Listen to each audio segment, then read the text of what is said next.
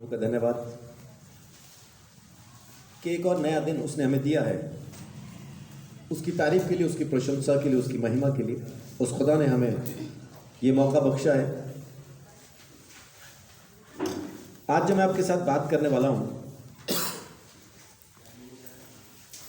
कितने लोग ये मानते हैं कि यीशु मसीह के ज़मीन पे आने के बाद जब वो सूली पे चढ़ के मरा और जब पर्दा ऊपर से नीचे तक चाक हो गया, फट गया, तो परमेश्वर की उपस्थिति आम हो गई। कितने लोग ऐसा मानते हैं? मानते हैं कि परमेश्वर की उपस्थिति सब लोगों के लिए खुल गई जिस दिन यीशु मसीह ने सूली पे चढ़ के उस पर्दे को ख़त्म कर दिया जो हमारे और परमेश्वर के बीच में था। ऐसा मानते हैं? यानी परमेश्वर हम सब के लिए, हमारी पहुंच परमेश्वर तक आम हो गई, आसान हो गई। आम हो गई मतलब सबके लिए खुल गया रास्ता। आपने ये कहीं ऐसा लिखा हुआ पढ़ा नहीं, ये रास्ता आम है? पढ़ा है ना? नहीं पढ़ा? पढ़ा है ना? उसका मतलब क्या होता है? सबके लिए है। तो परमेश्वर की उपस्थिति आम हो गई मतलब वो सबके लिए खुल गई है, वो वैसा ही। और कुछ जगहों पे लिखा होता है रास्ता आम नहीं है ना, ये रास्ता आम नहीं है, संतरा है।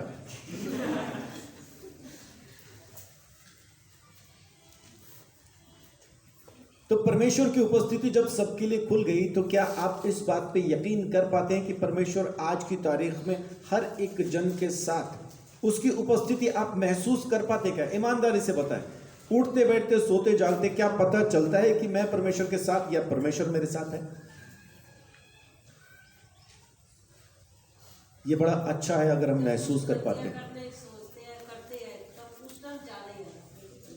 करने के बाद हाँ कर भी लेते हैं तो याद आ जाता जी। अब मारेंगे पापा हैं।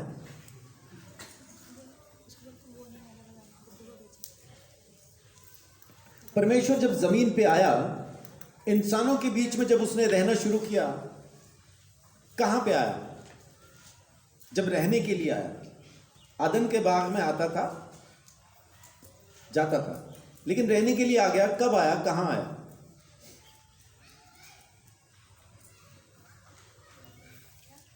परमेश्वर जमीन पे इंसानों के बीच में बसने के लिए, रहने के लिए कब, कहां आया? तंबू में आया, इजरायलियों के बीच में आया। उसने एक तंबू अपने लिए बनवाया, उस तंबू में वो रहना चाहता था। अब जैसे मैं एक घर बनवाता हूं, उस घर में ड्राइंग रूम भी होगा, जिसको अच्छी जबान में पढ़े लिखे लोग, है ना, मेरे जैसे तो अनपढ़ तो ड्राइंग रूम कहते हैं, लेकिन पढ़े लिखे लोग उसको लिविंग रूम कहते थे। तो एक ड्राइंग रूम होगा या लिविंग रूम होगा, बेडरूम होगा, किचन होगी, वॉशरूम्स होंगे, ऐसा स्टोर होगा, बहुत कुछ होगा।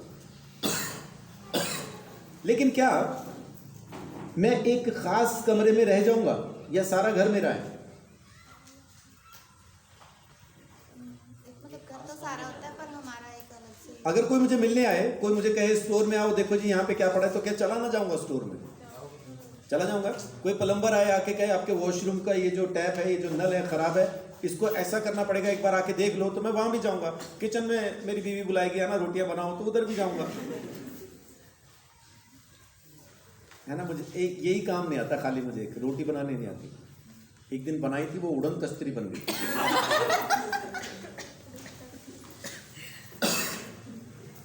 ऐसा फेंक के नहीं दे सकते, वो गर्दन भी काट सकती है।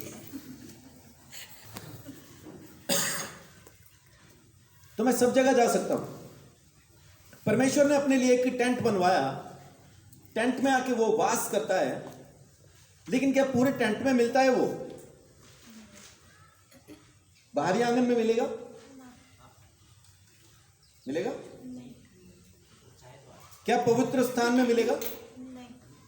कहां मिलेगा? परम पवित्र स्थान में। आज मैं आपके साथ जो बात करने वाला हूं वो ये है, पवित्र से परम पवित्र स्थान में पहुंचना। पवित्र तो यीशु मसीह के लहू से हम हो चुके हैं, लेकिन क्या उस परम पवित्र स्थान में प्रवेश कर गए हैं? अगर नहीं कर पाए तो टेंशन नहीं, चिंता नहीं करना। ये कोई खास ऐसा वो नहीं है कि अरे हम पता नहीं क्या मिस कर गए, दिक्कत नहीं। अच्छी खबर है कि आप पवित्र स्थान में तो हैं। पवित्र स्थान में क्या काम होता है?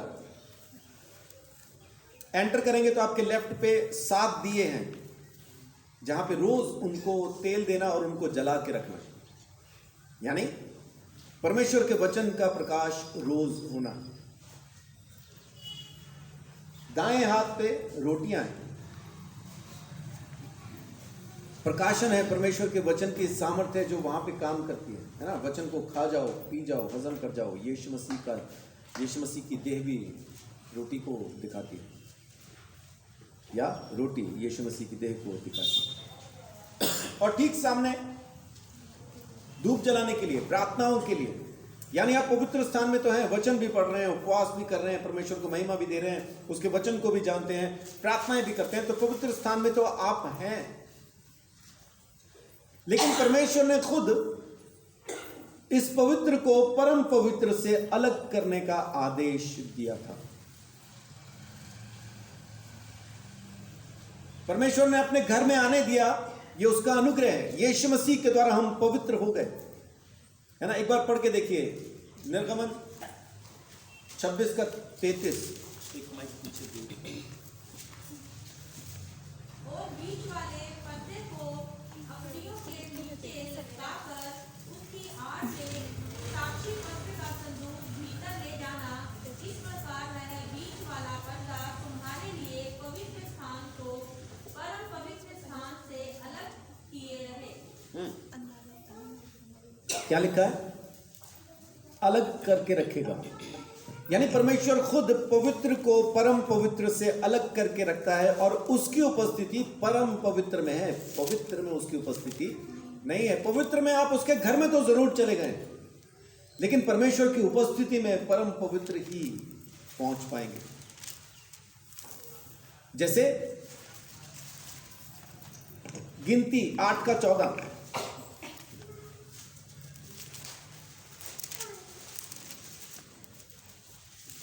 गिनती 8:14। इस प्रकार तू उन्हें इस्राएलियों में से अलग करना और वे मेरे ही ठहरेंगे। ये लेवियों के बारे में बात चल रही है।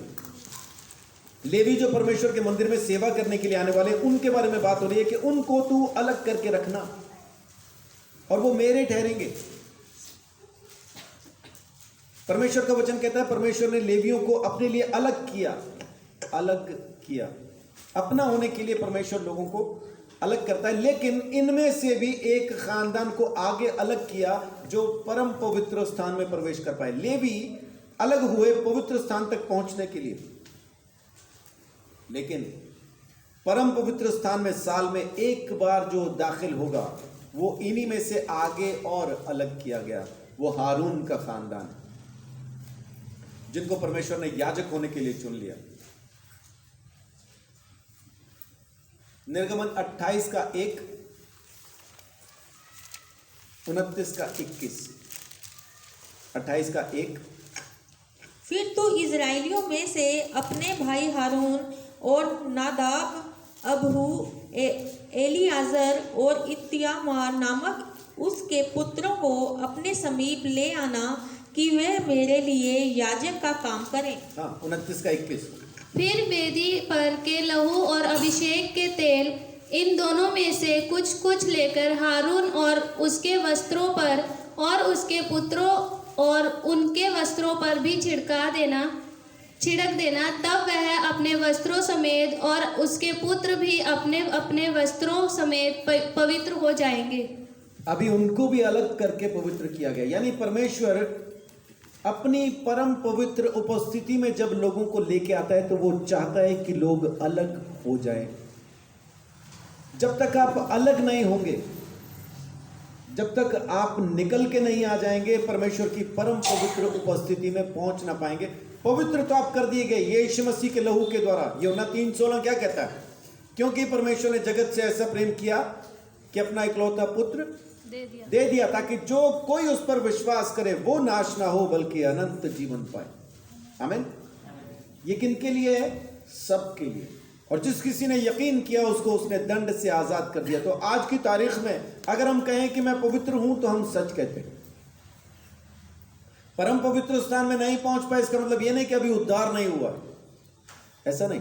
बहुत से लोग आएंगे आपको आके कहेंगे जब तक आप उस परम पवित्र स्थान में पहुंच न जाएंगे तब तक आपका उद्धार नहीं हुआ है, पहले वहां पहुंचो फिर होगा। वैसा नहीं, वैसा हरगिज नहीं।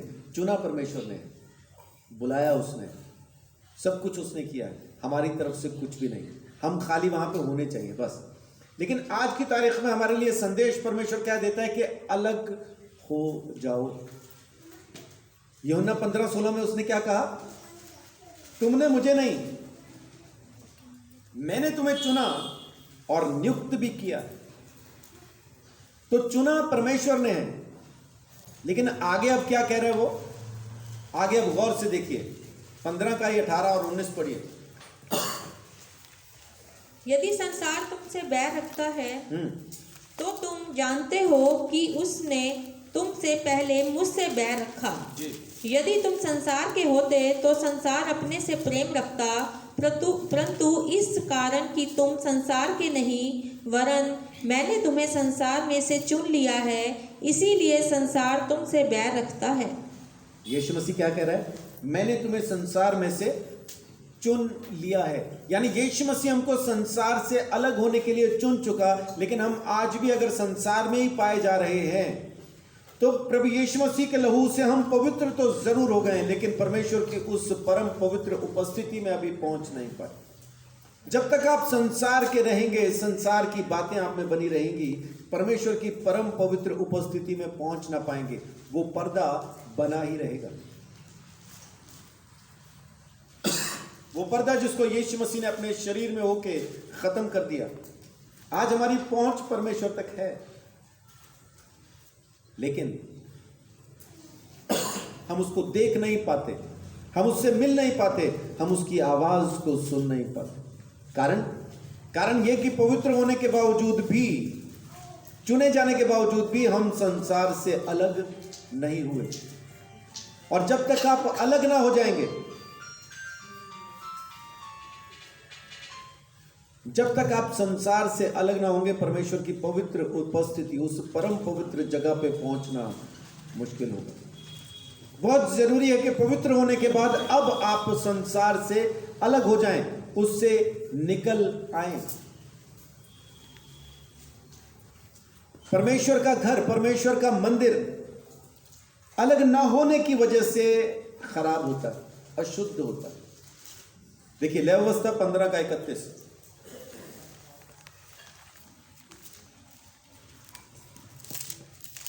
इस प्रकार से तुम इज़राइलियों को उनकी अशुद्धता से अलग रखा करो, कहीं ऐसा ना हो कि वे यहोवा के निवास को जो उनके बीच में है अशुद्ध करके अपनी अशुद्धता में फंसे हुए मर जाएं। हाँ, आज की तारीख में परमेश्वर का निवास कौन है? क्या वो तंबू या मैं? हम? कौन है? मैं हूं। कौन है? बोलिए, परमेश्वर का निवास मैं हूं। इसलिए मुझे संसार की सारी अशुद्धता से अलग होके परमेश्वर के साथ रहना है, ताकि मेरी अशुद्धता से परमेश्वर का घर अशुद्ध ना हो जाए। तो परमेश्वर के घर को शुद्ध रखने के लिए आपको संसार से अलग रहना है। और आज की तारीख में आप खुद परमेश्वर का घर हैं, इसलिए आपको संसार से अलग होना जरूरी है। जब तक आप परमेश्वर के घर को शुद्ध ना रखेंगे, परमेश्वर की उपस्थिति आपके अंदर आपको महसूस ना हो पाएगी। हाँ, होगा, कभी महसूस होगी। आराधना के टाइम पे आपको लगेगा कि हाँ परमेश्वर की उपस्थिति है। प्रार्थना के टाइम पे लगेगा, वचन पढ़ते हुए लगेगा, लेकिन हर समय नहीं लगेगा। हर समय नहीं लगेगा। हर समय नहीं लग रहा तो इसका मतलब आप जैसे ही प्रार्थना से उठते हैं, चर्च से बाहर जाते हैं, बाइबल पढ़ना छोड़ते हैं, वचन सुनना बंद करते हैं, जब भी आप परमेश्वर के इन तमाम कामों से निकल के आते हैं, आप वापस संसार में चले जाते हैं। इसका मतलब ये, क्योंकि संसार में उसकी उपस्थिति नहीं है। उसकी उपस्थिति हम में है, जो चुने गए, संसार से अलग किए गए। देखिए 2 कुरिन्थियों 6 अध्याय, परमेश्वर का वचन साफ साफ कहता है, उसका 16 और 17 पढ़िए, माफ कीजिए 17 और 18 पढ़िए। इसलिए हाँ जी पढ़िए, दोनों ने छोड़ दिया। इसलिए प्रभु कहता है, उनके बीच में से निकलो और अलग रहो और अशुद्ध वस्तु को मत छुओ, तो मैं तुम्हें ग्रहण करूंगा। क्या कहता है? निकल आओ उनके बीच में से, जो अशुद्ध हैं, जो संसार है, संसार में से निकल आओ तो मैं तुम्हें ग्रहण करूंगा। हम में से कितने लोग ये चाहते हैं कि परमेश्वर तू मुझे स्वीकार कर? सब चाहते हैं। तो बस फिर संसार से निकल आइए। संसार में से निकल आएंगे तभी आपको परमेश्वर स्वीकार करेगा, ग्रहण करेगा। अगर आप आज भी संसार के हैं तो परमेश्वर आपको बेटे बेटियों के तौर पे ग्रहण तो कर चुका, लेकिन वो अच्छे वाले नहीं है। आज की तारीख में हम कौन से वाले बेटे बेटियां हैं जिनके बारे में बाप ने अखबार में निकलवा रखा है? मैंने इसको बेदखल कर दिया, मेरा इससे कोई लेन देन नहीं। अगर ये किसी से उधार ले, किसी से कुछ करे तो मैं नहीं जानता क्या करना, तुम खुद जानो, मेरा इससे कोई वास्ता नहीं। लेकिन है तो बाप ही, है तो रिश्ता ही। लेकिन अभी आज की तारीख में कौन से वाले हम बेटे बेटियां हैं? वो इश्तिहारी जिनके खिलाफ बाप ने अखबार में निकलवा रखा है, बेदखल है, मैं नहीं जानता। लेकिन बीमार हो जाएंगे, एक्सीडेंट हो जाएगा, कुछ परेशानी हो जाएगी, तो जिस बाप ने ये अखबार में निकलवाया ना, वो बाप भी दौड़ के आएगा इलाज के लिए, वही संभालेगा जिसने अखबार में निकलवाया। तो रिश्ता तो खत्म नहीं हुआ, लेकिन ये इश्तिहार तो है आज की तारीख में। अगर आप ये इश्तिहार खत्म करना चाहते हैं तो क्या करें? वो करें जो बाप को पसंद है, इश्तिहार खत्म हो जाएगा। अखबार में फिर दोबारा एक और खबर आएगी, आज से मैं अपनी सारी चल अचल सारी संपत्ति का वारिस अपने इस बेटे को बनाता हूं। एक और खबर आ जाएगी। आमीन। तो कब आएगी? पढ़िए 17 को दोबारा से। इसलिए प्रभु कहता है, उनके बीच में से निकलो और अलग रहो और अशुद्ध वस्तु को मत छुओ, तो मैं तुम्हें ग्रहण करूंगा। 18 और मैं तुम्हारा पिता होऊंगा। हाँ, मैं तुम्हारा बाप होऊंगा और तुम मेरे बेटे और बेटियां होंगे। यह सर्वशक्तिमान प्रभु परमेश्वर का वचन है। वायदा है उसका, ये उसका वचन है। अगर आप मेरी बात पे यकीन नहीं करते तो परमेश्वर के वचन पे कीजिए। उसने कहा अलग हो जाओ तो तुम्हें मैं ग्रहण करूंगा, तब तुम मेरे बेटे बेटियां ठहरोगे और मैं तुम्हारा बाप ठहरूंगा। ये उसका वचन है, मैं नहीं कह रहा हूं। मैं तो दोहरा रहा हूं, खाली आपके बीच में अनाउंस कर रहा हूं, इसको मैं प्रोक्लेम कर रहा हूं, घोषणा कर रहा हूं उस वचन की जो बाप ने दिया। क्या वचन पे हम यकीन करते हैं? किसी के वचन पे जिसको हमने देखा ना हो, यकीन करते हैं क्या? झूठ बोल रहे सारे मिलकर।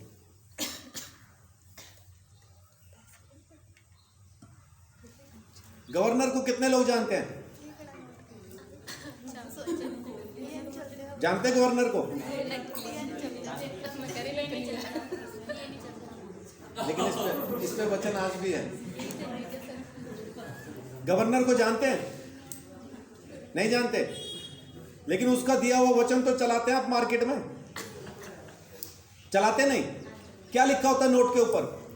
मैं धारक को जितने का भी नोट है उतने रुपए अदा करने का वचन देता हूं। क्या ये वचन फेल होता है कभी? झूठ बोल रहे, ये देखो हो गया। ये वचन फेल हुआ नहीं हुआ? आज की तारीख में कितने का है ये?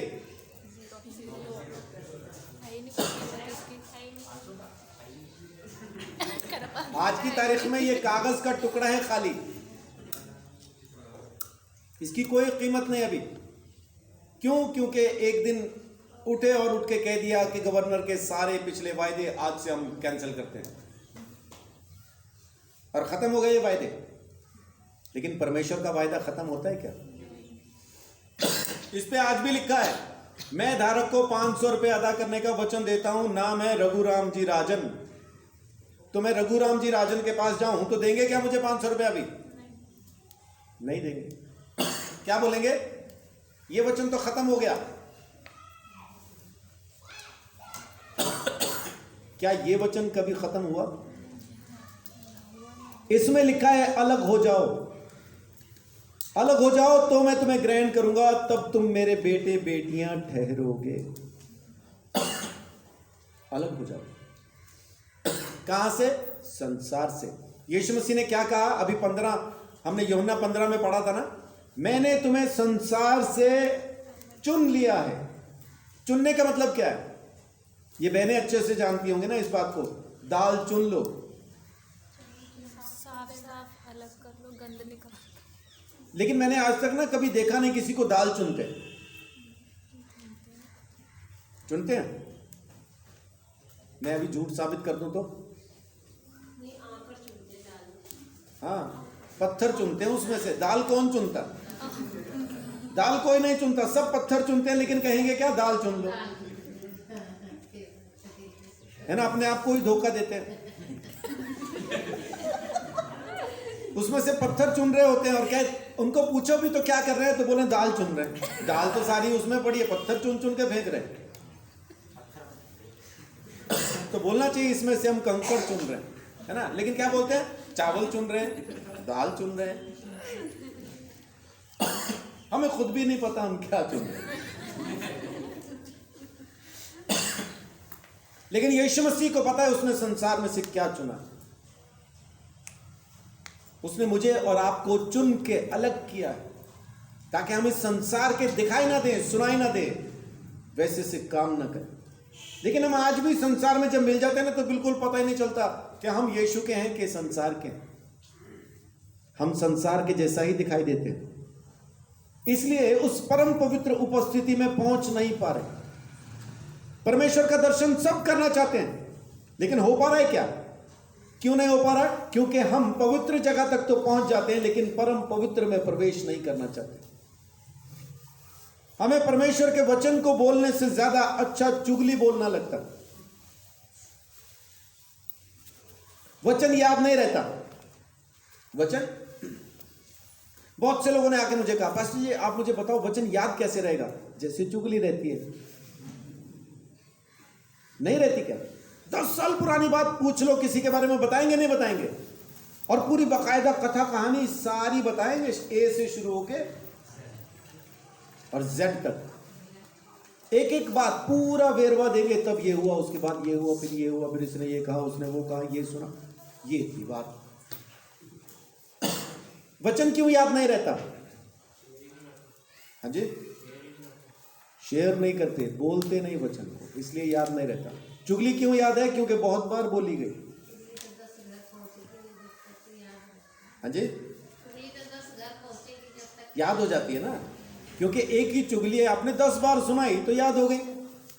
वचन किसी को भी नहीं सुनाया, इसलिए बड़ी प्रार्थना करते, प्रभु मुझे वचन याद करा दे। या चुगली भूल जा, वचन याद आ जाएगा। बहुत से लोग मेरे पास आके मेरे को प्रार्थना करवाते हैं, पास प्रार्थना करो, मैं बाइबल पढ़ना चाहता हूं। तो जा पढ़, इसमें प्रार्थना क्या करूं? मेरे को बताओ इसमें मैं क्या प्रार्थना करूं? प्रभु ये बाइबल को हाथ लगाए, बाइबल पढ़ी जाए, मैं क्या प्रार्थना कर दूं? पास प्रार्थना करना, मैं सुबह उठ के ना प्रार्थना करना चाहता हूं, तो कर, उठ, सुबह उठ, कर प्रार्थना, इसमें मैं क्या करूं? लेकिन आके खड़े हो जाते हैं तो हम भी हाथ में हालेलुया प्रभु धन्यवाद, बहन पढ़ना चाहती, भाई पढ़ना चाहते, मदद करना। क्या क्या मदद करना? बाइबल तेरे पास है, आंखें तुझे दे रखी हैं, पढ़ना तुझे आता है, उठा बैठ के पढ़ना शुरू कर। परमेश्वर इसमें क्या मदद करे? यानी मेरे पास आके लोग बोल रहे हैं, पास्टर जी मैं खाना खाना चाहता हूं, प्रार्थना करो, खा लूं। तो खा ले भाई, पड़ी प्लेट उठा, खा। लोगों को पता भी नहीं प्रार्थना क्या करनी है और मैंने क्या करना है। परमेश्वर ने हमें पवित्र कर दिया, अब मेरा काम है संसार से अलग हो जाना। ये मेरा काम है, परमेश्वर नहीं करेगा इसको। उसने मुझे पवित्र कर दिया और कह दिया अलग हो जा, मैंने तुझे चुन लिया है, निकला। अगर हम कंकड़ होते तो वो उठा के निकाल लेता, लेकिन हम जिंदा हैं इसलिए खुद कहता है बाहर आ जा। तो हमें निकल आना है वहां से। निकलना बहुत जरूरी है। जब तक आप निकलेंगे नहीं परेशानी रहेगी। संसार में रहते तो दिक्कत क्या होती है? पढ़िए 1 कुरिन्थियों 15 अध्याय उसकी 33 आयत। 1 कुरिन्थियों 15 का 33। धोखा ना खाना, बुरी संगति अच्छे चरित्र को बिगाड़ देती है। जी हाँ, तो धोखा नहीं खाना। नहीं नहीं, मैं तो उनके साथ सिर्फ बैठता हूं, मैं तो उनके साथ सिर्फ, मैं नशा नहीं करता, मैं तो खाली उनके साथ बैठता हूं। और एक दिन बैठे बैठे फिर एक कश ले लेते हैं, है ना। एक कश लिया, उसके बाद फिर एक पैग लिया, ले भाई, उसके बाद फिर क्या, फिर बैठना लगातार हो जाता है। फिर हम जगह ढूंढ ढूंढ के बैठते हैं, कहां बैठूं, वो कहां बैठे हैं। फिर हमें ना तो माँ अच्छी लगती है, ना बाप अच्छा लगता है, ना भाई, ना बहन, ना बीवी, ना बच्चा, कोई अच्छा नहीं लगता। फिर वही वाली संगति अच्छी लगती है जहां पे ये बैठे होते हैं, है ना। वहां पे फिर दम और दम है, सोचते तो हैं मिट जाए गम, लेकिन उसके बाद होता है बढ़ जाए गम, उसके बाद बढ़ जाता है गम।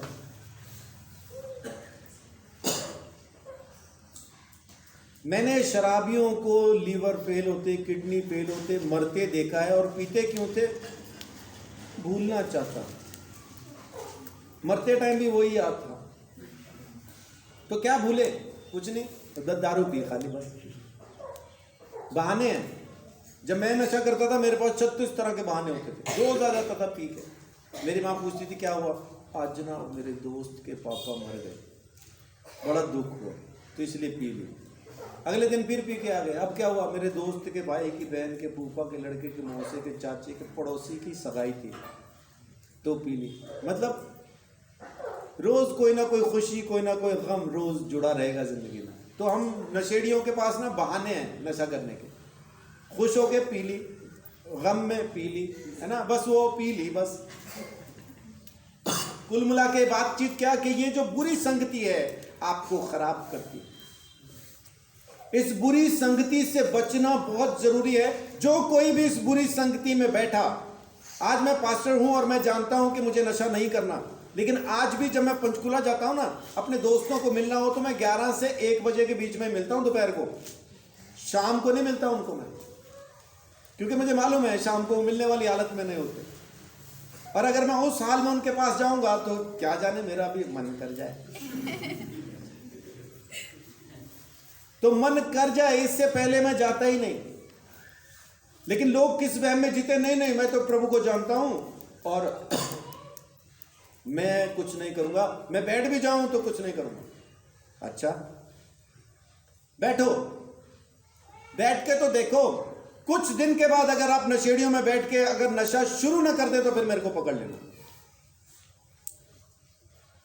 और उसके बाद फिर आपको संगति से परहेज होगा, फिर आप संगति नहीं करेंगे, फिर संगति से भागोगे। एक ही संगति तो कर सकते ना, या तो नशे की कर लो या परमेश्वर की, या तो संसार की उपस्थिति में आ जाओ या परमेश्वर की उपस्थिति में आ जाओ। दोनों की उपस्थिति में साथ साथ नहीं चल सकते। मुझे धोखा दे सकते हैं, परमेश्वर को नहीं। अपने घर वालों को धोखा दे सकते हैं, परमेश्वर को नहीं। परमेश्वर देख रहा है, सब कुछ देख रहा है। तो संसार से अलग होना इसलिए जरूरी है क्योंकि ये बुरी संगति अच्छों को भी खराब करती है। बहुत से बच्चे इस वजह से नाश में चले गए क्योंकि उनके माँ बाप ने कहा था हमारे साथ नहीं रहना, ये तो धर्म बदल देते हैं, इनके साथ नहीं रहना। वो बच्चे हमारे साथ नहीं रहे, और कोई चरस पी रहा है, कोई स्मैक पी रहा है, कोई दारू पी रहा है, कोई क्या कर रहा है, कोई क्या कर रहा है। जो है हमारे साथ, परमेश्वर ने उनको संभाल के रखा है ना, कोई नशा नहीं करते, इनकी टेंशन भी कोई नहीं। ये छोटे से जुड़ गए थे हमारे साथ, जुड़े हुए हैं। लेकिन जो इनमें से निकल गया वो समझो फंस गया, क्योंकि संगति बदल दी उसने। परमेश्वर की संगति छोड़ के उसने संसार की संगति पकड़ी है। तो संसार की संगति जो कोई भी पकड़ेगा नशे में जाएगा ही जाएगा, किसी ना किसी बुरी आदत में जाएगा ही जाएगा। जरूरी नहीं नशा, हो सकता है कोई लड़की हो, कोई कुछ भी हो, कोई जुआ हो, कैसी भी कोई बुरी आदत हो, जाएगा जरूर। किधर भी लिखवा लो, किधर भी लिखवा लो। जो ये घमंड से कहता हो कि नहीं जी मैं तो बुरी संगति में भी रहूं तब भी मेरा कुछ नहीं बिगड़ेगा, तो झूठ बोल रहा है। खुद को जांच के देखे, आईने के सामने खड़ा हो किसी के, पता चल जाएगा। इसलिए संगति छोड़ना, संसार से निकलना बहुत जरूरी है अगर परमेश्वर की उपस्थिति में आना है। बाइबल बार बार कह रही है निकल आओ, वहां से निकल आओ। अगर तुम मेरे बेटे बेटियां बनना चाहते हो तो, अगर तुम चाहते हो कि मैं तुम्हें स्वीकार करूं, तुम्हें ग्रहण करूं, निकल आओ, संसार में से निकल आओ, अलग हो जाओ। तो बहुत जरूरी है अलग होना। जब तक आप अलग ना होंगे समस्या बनी रहेगी। कुलुसियों 2:20 देखिए क्या कहता है। जब आपने सब कुछ छोड़ दिया तो फिर आज भी क्यों संसार की शिक्षा में चल रहे? जब आपने यीशु मसीह की शिक्षा को स्वीकार कर लिया तो फिर यीशु की शिक्षा पे चलो। फिर संसार की शिक्षा का क्या करना आपने? जबकि तुम मसीह के साथ संसार की आदि शिक्षा की ओर से मर गए हो, तो फिर क्यों उनके समान जो संसार के हैं जीवन बिताते हो? हाँ। तुम ऐसी विधियों के वश में क्यों रहते हो? क्यों वो जिंदगी बिता रहे हो जो संसार के लोग बिता रहे हैं, वैसी क्यों बिता रहे हो? जब तुम यीशु मसीह के हो गए तो बस हो जाओ, फिर बात खत्म होती। फिर आपको दोबारा से संसार में जाने की जरूरत नहीं, पलट के लौटने की जरूरत नहीं। आज से 15 साल पहले जब मैं अपने घर से निकला था, मेरी माँ ने कहा था काके, मेरे गांव में मेरे सब लोग मुझे काका ही कहते हैं, पता नहीं मैं अभी कब तक काका रहूंगा। मेरी माँ ने पंजाबी में, क्योंकि पंजाबी बोलते हैं हम लोग, ये अम्बाला में आके मैंने हिंदी बोलना शुरू किया है, नहीं तो मैं बोलता ही पंजाबी था। पंचकुला के बहुत सारे लोगों को ये वहम है कि मुझे हिंदी बोलनी नहीं आती, हमेशा पंजाबी बोलता। अम्बाला के बहुत सारे लोगों को ये वहम है कि मुझे पंजाबी बोलनी नहीं आती, हमेशा हिंदी बोलता। तो मेरी माँ ने कहा था काके, हालते हाथ रख के पीछे मुड़ के ना देखें। अगर हल पे हाथ रख के पीछे मुड़ के देख के चलेंगे तो क्या होगा? चलाया किसी ने हल बैल के साथ, पीछे वाला हिस्सा नहीं, ऐसे पकड़ के चल रहे ना हम, बैल आगे है, हल आगे है और हम उसको चला रहे हैं, जमीन जोत रहे हैं। लेकिन ऐसा करते करते पलट के देखो तो क्या होने का डर है? गिरने का। नहीं, बैल इधर उधर हो जाएंगे ना। बैल के पैर में हल लगने का डर है, हम बैल को जख्मी ना कर दें। और दूसरा, वो जो क्यारी हम बना रहे हैं, बैल के पैर में ना भी लगे तो क्यारी टेढ़ी मेढ़ी हो जाएगी, यानी खतरा है। बैल वो हल पे हाथ रख के पलट के पीछे देखना गलत है। और बाइबल कहती है सिर्फ कुत्ता ही है जो अपनी उल्टी को वापस चाट लेता। इसका मतलब आप संसार में से जब बाहर निकल आए तो फिर वापस संसार में क्यों जाना? वापस नहीं जाना। संसार की शिक्षा पे क्यों चलना? जब आपने यीशु मसीह की शिक्षा को स्वीकार कर लिया तो फिर क्यों पलटना, फिर क्यों लौटना, क्यों उस चीज में वापस जाना जिसमें से आपको यीशु मसीह ने खरीद के निकाला। मैंने चरस पी है, 20 साल पी है। चरस का नशा ही कुछ अलग है ना, वो छोड़ने का मन नहीं करता। चरसियों को पूछो, नहीं छोड़ते। मैंने दिन की 40-40 सिगरेट पिए हैं। मेरे जमाने में 4 मीनार बंद हुई थी, तब हम 4 मीनार में पीते थे। 4 मीनार बंद हुई तो कवेंडर्स में पीनी शुरू किया। आजकल सुना है कवेंडर्स भी बंद हो गई। ये मेरे को पता कैसे चला? एक बुजुर्ग अंकल कवेंडर्स पिया करते थे, उनको मैंने बीड़ी पीते देखा तो मैंने कहा अंकल बीड़ी? कह रहे बेटा कवेंडर आनी बंद हो गई। अच्छा ठीक है, तो तब पता चला कवेंडर्स में पीते थे, फिर बीड़ियों में भी पिए। लेकिन चरस का नशा कुछ अलग है, शराब का नशा अलग है। चरसी को आप पकड़ नहीं सकते कि इसने नशा किया हो, लेकिन वो अपने अंदर तो होता है, अंदर तो होता है, बाहर वाले को नहीं पता। आप कोई भी काम करवाओ, करेगा चरसी, बड़े आराम से करेगा। है ना, पता भी नहीं चलेगा नशे में है या नहीं। ये खाली चरस जानती है या चरसी जानता है। बस मेरी आंखें थोड़ी सी बंद हो जाती थी, आधी खुली रह जाती थी, वही इतना ही नशा था, बाकी तो नॉर्मल होता था सब। ये वाले नशे छोड़ना बड़ा मुश्किल है, जिनको पकड़ना मुश्किल है। लेकिन मैं आज आपको ईमानदारी से कहता हूं कि प्रभु यीशु मसीह की उपस्थिति में जो नशा है, चरस का नशा उसके सामने कुछ भी नहीं। यह चढ़ती और उतर जाती है। यीशु मसीह के नाम में जब आप चल रहे हैं तो वो जो एक सुरूर रहता है ना आप में यीशु मसीह के नाम का, वो ना कम होता है ना उतरता, वो बरकरार रहता है, बढ़ता जाता है। जब आपने यीशु मसीह की शिक्षा को स्वीकार कर लिया तो फिर वापस क्यों संसार की शिक्षा में चल रहे हैं? छोड़ दीजिए संसार की शिक्षा को, क्योंकि ये परमेश्वर की शिक्षा नहीं है। ये आपको उस परम पवित्र स्थान, उस उपस्थिति में पहुंचने नहीं देगी। आप पवित्र जगह में रहें लेकिन परम पवित्र स्थान में परमेश्वर प्रभु यीशु मसीह के दर्शन तक नहीं पहुंच पाएंगे। वहां तक पहुंचना जरूरी है। परम पवित्र स्थान में प्रवेश कीजिए, परमेश्वर आपकी जिंदगी में बरकत देगा। रोमियो 12:1 और 2 कहता है कि अपने शरीर को जीवता भावता परमेश्वर को पसंद आता हुआ करके उसको बलिदान करके चढ़ा दो, ये तुम्हारी आत्मिक सेवा है। संसार के जैसे न बनो। रोमियो 12:1 और 2 क्या कहता है? संसार के जैसे नहीं बनो। हम संसार के जैसे नहीं हैं।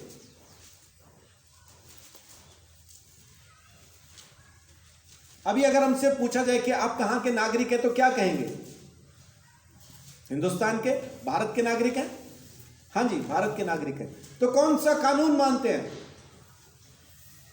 अब इसमें से कोई उठ के गए हम तो जी चीन का कानून मानते हैं। तो क्या ये चलेगा? भारत के अंदर चलेगा? ये जहां की सिटीजनशिप है, जहां जिस देश में आप रह रहे हैं वहीं के कानून लागू होंगे। आपकी सिटीजनशिप कहां की है? कहां की है? कहां की? स्वर्ग की है। तो कानून कहां के लागू होंगे? तो संसार के कानून लागू मत कीजिए। पढ़िए फिलिपियों 3 अध्याय उसकी 20 आयत। पर हमारा स्वदेश स्वर्ग पर है। कहां है हमारा देश? स्वर्ग। हमारा स्वदेश कहां है? स्वर्ग में। यहां पे हम कौन है? परदेसी। तो कानून कौन से मानने हमने? परदेश के या अपने देश के? अपने देश के मानिए भाई, स्वदेश के कानून मानिए, स्वर्ग के कानून मानिए। आप यहां पे परदेसी हैं, लौट के बाप के घर जाना नहीं जाना? जाना है ना, है ना? ये एक सिगरेट, एक पैग, एक जर्दे की पुड़ी आपको परमेश्वर से अलग नहीं कर सकती, है ना? ये चुगली, ये नफरत, ये जलन, ये सट्टा जुआ, ये आपको परमेश्वर से अलग नहीं कर सकती। अपने बाप को मत भूलो, अपने घर को मत भूलो। लौट के आपको अपने घर जाना है। जब मैं नशा किया करता था तो बड़े अलग अलग तरीके निकालते थे मुंह से बदबू खत्म करने के, क्योंकि खाया पिया ही बहुत कुछ होता था ना। सिगरेट भी पी रखी है, स्मैक भी पी रखी है, दारू भी पी रखी है ना? उसके बाद फिर घर जा रहे, दीवारों में टक्करे मारते हुए, बस मुंह से स्मेल नहीं आनी चाहिए।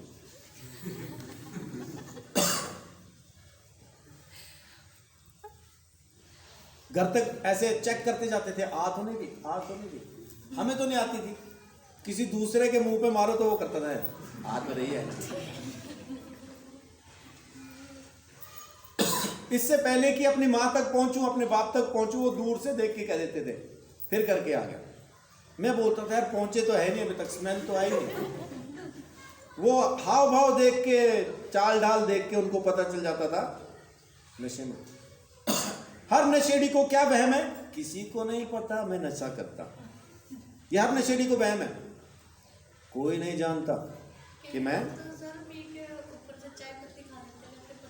हाँ देखो, अंजू बहन का पता चला आज तक, है ना? वो चाय पत्ती खाती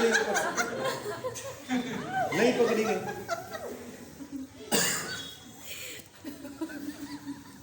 हमने इतनी खाई, बाद में अंदर से पेट निकल आया था। कुछ नहीं होता, कुछ भी खा लो वो स्मेल आनी है, सांसों में होती है वो स्मेल। कौन सा मुंह में जो खत्म हो जाए, वो सांसों में। शराबी सांस लेता है ना, सांस में आती दारू की स्मेल। जब मैंने ये थिनर वगैरह ये इनको सूंघना, इनको स्निफ करना शुरू किया था, तो इसकी स्मेल सांस में रहती थी, आती है। लेकिन हर नशेड़ी को वहम क्या है कि किसी को नहीं पता कि मैं नशे में हूं, लेकिन सबको पता होता है सिवाय इसके खुद के। किसी को नहीं पता कि ये नशे में है, बाकी सबको पता होता है कि नशे में। एक पैग लगाने के बाद आदमी की बोलचाल बदल जाती है। ये सामने वाले को तुरंत पता चलता है, लगा ली, पहले में पता लग जाता है। लेकिन इसको क्या लगता है, नहीं अभी तक तो मैं नशे में नहीं, है ना। आपको भी ये वहम तो नहीं कहीं कि परमेश्वर को कुछ नहीं पता कि आप कहां पे हैं। वो सूंघ के नहीं बताएगा, आपके चाल डाल को देख के बता देता है। उसके सामने कोई पत्ती, कोई अमरूद का पत्ता कुछ काम नहीं करता। वहां सब फेल है। चुगली, जलन, नफरत, गुस्सा, लालच, ये तमाम चीजें आपको संसार में ले जाके जोड़ देती। ये लेके जाती वापस आपको संसार में। हर एक बुरी चीज आपको संसार में वापस लेके जाती। लेकिन परमेश्वर क्या कहता है, अपने शरीर को जीवता भावता परमेश्वर को पसंद आता हुआ करके बलिदान करके चढ़ा दे, संसार से अलग हो जा, संसार से अलग हो जा, तब तू मेरी परम पवित्र उपस्थिति के अंदर खड़ा हो पाएगा। जब तक तू अपने आप को अलग नहीं करता है, तू मेरी परम पवित्र उपस्थिति में प्रवेश नहीं कर पाएगा। मैं तुझे अपना बेटा बेटी स्वीकार नहीं करूंगा। अगर चाहता है कि करूं तो अलग हो जा, निकल आ, तो मैं तेरे लिए सब कुछ कर दूंगा। आमीन। मत्ती 5:8 कहता है, धन्य हैं वे जो मन के शुद्ध हैं, क्योंकि वो परमेश्वर को देखेंगे। अब मन का शुद्ध कौन है? मन का शुद्ध वही है जिसका मन परमेश्वर के साथ लगा है, जिसने अपना मन संसार की वस्तुओं के साथ नहीं लगा रखा, वो मन का शुद्ध है। इब्रानियों 12:14 में लिखा है कि सबसे मेल मिलाप रखो और उस पवित्रता के खोजी हो जाओ जिसके बगैर कोई भी स्वर्गीय पिता को कदापि न देख पाएगा।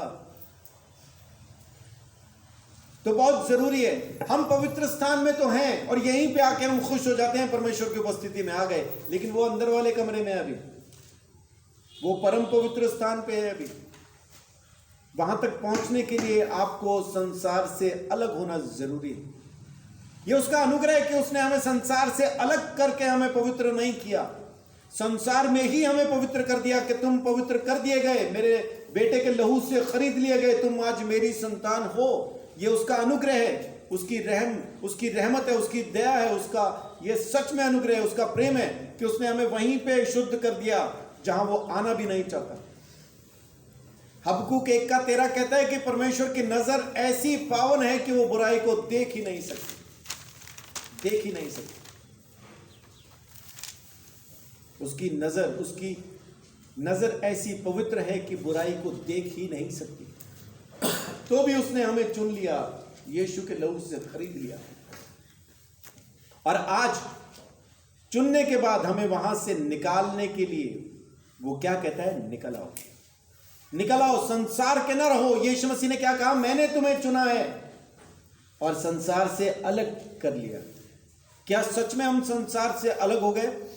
अगर नहीं हुए तो दिक्कत नहीं, अभी देर नहीं हुई, अभी भी देर नहीं हुई है।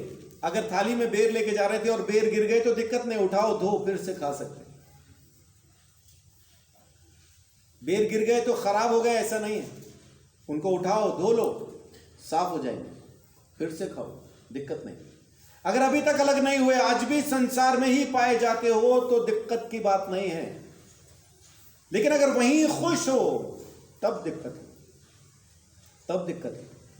फिर आपके रोजगार पे, आपके परिवार पे, आपके बच्चों पे, आपके माँ बाप, भाई बहन, जो कोई भी आपसे जुड़ा है, उस पर समस्या कभी भी आ सकती है, क्योंकि आप परमेश्वर की पवित्र उपस्थिति से दूर हैं। उसकी परम पवित्र उपस्थिति में आ जाइए और हर एक परेशानी से बच जाएंगे।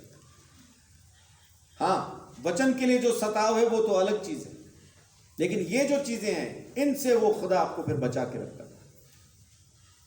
लेकिन निकलना जरूरी है, परम पवित्र उपस्थिति में प्रवेश करना जरूरी है। संसार से निकल आओ। आप संसार के नहीं हैं, नहीं है। यीशु मसीह ने दाम चुका के खरीद लिया है, आप दाम चुका के खरीद लिया है। एक बार पढ़िए, आखिरी आयतें पढ़ते हैं। पहला यूहन्ना 4 अध्याय, पहली आयत से पढ़ना शुरू कर दीजिए।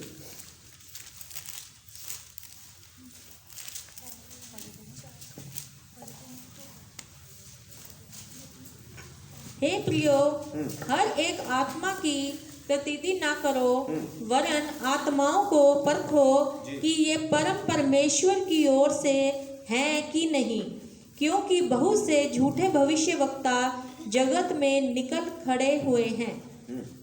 परमेश्वर का आत्मा तुम इस रीति से पहचान सकते हो, जो आत्मा मान लेती है कि यीशु मसीह शरीर में होकर आया है वह परमेश्वर की ओर से है, और जो आत्मा यीशु को नहीं मानती वह परमेश्वर की ओर से नहीं, और वही तो मसीह के विरोधी की आत्मा है, जिसकी चर्चा तुम सुन चुके हो कि वह आने वाला है और सब भी जगत में है और अब भी जगत में है। हे बालको, तुम परमेश्वर के हो और तुमने उन पर जय पाई है, क्योंकि जो तुम में है वह उससे जो संसार में है बड़ा है। वे संसार के हैं, इस कारण वे संसार की बातें बोलते हैं और संसार उनकी सुनता है। हम परमेश्वर के हैं, जो परमेश्वर को जानता है वह हमारी सुनता है, जो परमेश्वर को नहीं जानता वह हमारी नहीं सुनता। इस प्रकार हम सत्य की आत्मा और भ्रम की आत्मा को पहचान लेते हैं। जी हाँ, तो कैसे पहचानते हैं? जो संसार के हैं वो संसार की सुनेंगे, लेकिन जो परमेश्वर के हैं वो हमारी सुनेंगे। तो यहीं से पहचान हो जाएगी संसार का कौन है, परमेश्वर का कौन है। यीशु मसीह ने कहा वो संसार के हैं लेकिन तुम मेरे हो। वो संसार के हैं इसलिए संसार जो कहता है वो उसकी सुनते हैं, हमारी नहीं सुनते, हमसे नफरत करते हैं। लेकिन तुम तो मेरे हो। और पहचान कैसे होगी कि हम संसार के हैं या प्रभु यीशु मसीह के? सुनने से। किसकी सुन रहे हैं? संसार की सुन रहे हैं तो संसार के हैं, और अगर परमेश्वर की सुन रहे हैं तो फिर हम प्रभु यीशु मसीह के द्वारा परमेश्वर के। आमीन। तो अपने आप को जांचो, अपने आप को परखो। यीशु यूहन्ना 16 अध्याय उसकी आखिरी आयत में क्या कहते हैं कि संसार से तुम्हें कलेश होता है, लेकिन ढाढ़स बांधो, हियाव बांधो, क्योंकि मैंने संसार को तुम्हारे लिए जीत लिया। तो ये संसार हमारे सामने कुछ नहीं, हम परमेश्वर के हैं, प्रभु यीशु मसीह हमारा है। कितने लोग उसकी परम पवित्र उपस्थिति में जाना चाहते हैं? जाना चाहते हैं? जाएंगे कैसे? जाने के लिए आपको कहीं से निकलना पड़ता है ना। मैं जा रहा हूं, कहां? कहीं भी जाओ तो आपको कहीं से तो निकलना पड़ता है ना। जैसे अभी घर से कह के आए होंगे कि मैं चर्च जा रहा हूं, तो घर से निकले होंगे। यहां से कहेंगे घर जा रहा हूं, तो यहां से निकलेंगे। तो अगर कहें कि परमेश्वर की परम पवित्र उपस्थिति में जा रहा हूं, तो निकलेंगे कहां से? संसार से। तो निकल आइए। अगर परम पवित्र उपस्थिति में पहुंचना है तो वहीं पे सब कुछ है। राशन पानी, सेहत, तंदुरुस्ती, इज्जत, शौहरत, दौलत, सब वहीं उसी उपस्थिति में। निकल आइए, वहां पहुंचिए, वहां किसी चीज की कमी नहीं। संसार में कमियां हैं, वहां एक भी कमी नहीं। यह संसार हमें धोखा देता है, वहां एक सेकंड का भी, छोटी सी बात का भी धोखा नहीं। यहां के वायदे कैंसिल हो जाते हैं, रातों रात खत्म हो जाते हैं, है ना। ये बड़ा कीमती था किसी जमाने में, है ना, 500 रुपये कीमत थी इसकी। आज खाली कागज का टुकड़ा है। मैं कई लोगों से इसके छुट्टे करवा चुका हूं, मुझे दिए लोगों ने। खुले हैं, लेके वो रख लेते हैं, हाँ बस ये हैं, खुले दे देते हैं मुझे। मैं खुले ले लेता हूं और लेने के बाद फिर पूछता हूं वो नोट चल जाएगा ना, दिक्कत तो नहीं कोई। फिर जब वो निकालते, अरे पास्टर जी ये तो नहीं चलेगा, तो मैं फिर उनको बोलता हूँ जो आपने दिए ये तो चलेंगे।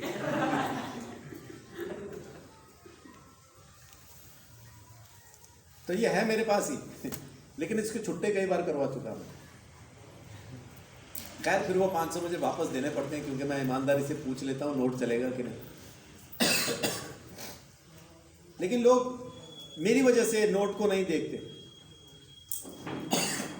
मैं खुले मांग रहा हूँ इसलिए फटाफट दे देते हैं, कोई और मांगे तो फिर वो पहले नोट देखेंगे सही है कि खराब है।